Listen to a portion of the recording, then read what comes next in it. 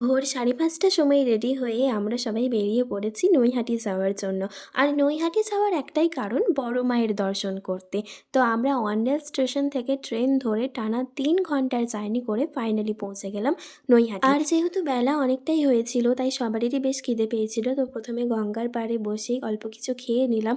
তারপর দোকান থেকে কেনা হলো পুজোর জিনিস। আর ২ ঘন্টা লাইনে অপেক্ষা করার পর অবশেষে মন্দিরের গেটের সামনে এসে হাজির হতে পেরেছি।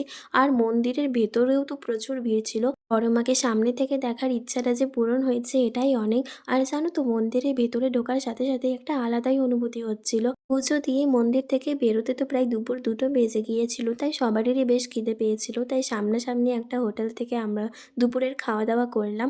আর তারপর আমরা ১ম এ ট্রেন ধরে পৌঁছালাম ব্যান্ডেল স্টেশন।